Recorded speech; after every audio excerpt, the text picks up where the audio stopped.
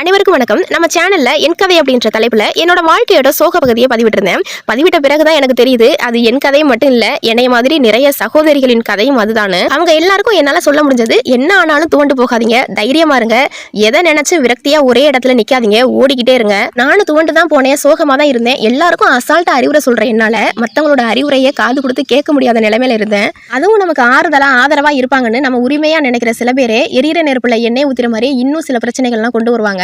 அதாவது ஒரு இக்கட்டான சூழல்ல சுற்றம் முக்கியமா நம்ம பையன் முக்கியமா அப்படின்னு கேள்வி வரும்போது பையனுக்கு முக்கியத்துவம் கொடுக்குற நம்ம பெத்தவங்கனால சுற்றம் முக்கியமா பொண்ணு முக்கியமா அப்படின்னு கேள்வி வரும்போது அவங்க சுற்றத்துக்கு தான் முக்கியத்துவம் கொடுப்பாங்க, பொண்ணுக்கு கொடுக்க மாட்டாங்க.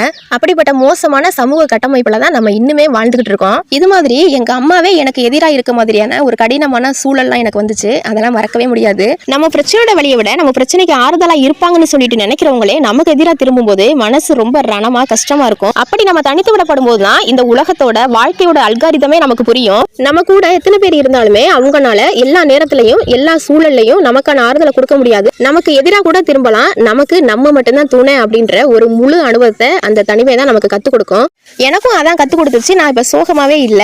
பிரச்சனை முடிஞ்சுச்சான்னு கேட்டா கண்டிப்பா கொஞ்சம் கூட குறையல. ஆனா நான் சோகமா இல்ல. ஏன்னு பாத்தீங்கன்னா, நான் முத்துக்குமார் சார் சொல்லுவாரே, எந்த ஒரு சோகமும் ஒரு நாள் தான், அடுத்தடுத்த நாள் அதோட வீரியம் குறையும்னு. எனக்கு அந்த ஒரு நாள் அப்படின்றது 1.5 வருஷத்துக்கு மேல நீடிச்சிச்சு. இந்த மன உளைச்சல் பிரச்சனைகள் எல்லாமே என் பையன் கை குழந்தையா இருக்கும் போது நடந்துச்சு. என்னோட தாய்மையை என்ஜாய் பண்ண முடியாத ஒரு கடினமான சூழல். அப்புறம் எப்படி நான் சோகத்தை விரட்டினேன்னு பாத்தீங்கன்னா, நான் முத்துக்குமார் சார் சொல்ற மாதிரியே தான் நாளாக சோகத்தோட வீரியம் குறையும். பிரச்சனையோட வீரியம்லாம் குறையாது, சோகத்தோட வீரியம் மட்டும் குறையும். காலம் ஒரு சிறந்த மருந்து.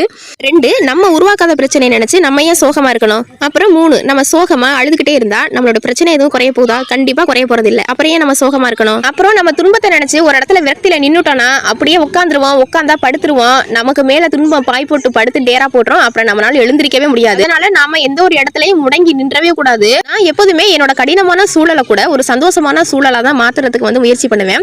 எங்க அம்மா வீட்டுக்குள்ள தண்ணி வரப்போதே அப்படின்னு சொல்லிட்டு புலம்பிக்கிட்டு இருக்கும்போது நான் வாசல்ல உட்காந்து கப்பல் விட்டுக்கிட்டு இருப்பேன். எங்க அம்மா கொஞ்சம் கூட பொறுப்பு இல்லாம நடந்துக்குது அப்படின்னு சொல்லி திட்டிக்கிட்டு தான் இருப்பாங்க. ஆனா எனக்கும் சோகம் இருக்கும், வலி இருக்கும். இருந்தாலும் நான் எங்க அம்மா இப்படி எல்லாருமே சோகமா இருந்தா வீடே சோகமயமாவே ஆயிரும். நம்ம சேனல் கூட என்னோட சோகத்தை மறக்கிறதுக்காக நான் தொடங்கின ஒரு சேனல் தான். குழந்தை பிறந்தனால வீட்டுல தான் இருக்கேன், வேலைக்கும் போகல, பிரச்சனையும் இருக்கு. என்னோட மனசு மூளை இந்த ரெண்டுமே அந்த பிரச்சனையை பத்தி மட்டும் தான் யோசிச்சுட்டே இருக்கு. அப்பதான் யோசிச்சேன், நமக்கு பிடிச்சது நம்ம ஏதாச்சும் ஒன்று பண்ணி அந்த பிரச்சனையை பற்றி யோசிக்கக்கூடிய நேரத்தை நம்ம குறைக்கணும்னு நினைச்சேன். எனக்கு ஃப்ரெண்ட்ஸே நம்ம குட்டீஸுங்க தான். குட்டீஸுங்க கூட தான் எப்போதுமே விளையாண்டுக்கிட்டு இருப்பேன். அதனால அவங்கள வச்சு நம்ம வீடியோ எடுக்கலாம் அப்படின்னு சொல்லிட்டு தான் தொடங்கினதான் இந்த சேனல். அப்புறமா கொஞ்ச நாள் வேலைக்கு போயிட்டேன். வேலைக்கு போயிட்டா நமக்கே தெரியும், அங்கே நமக்கு பிரச்சனையை பற்றி யோசிக்கிறதுக்கான நேரமே இருக்காது. இப்படிதான் நான் என்னோட சோகத்தோட வீரியத்தை குறைச்சிக்கிட்டேன்.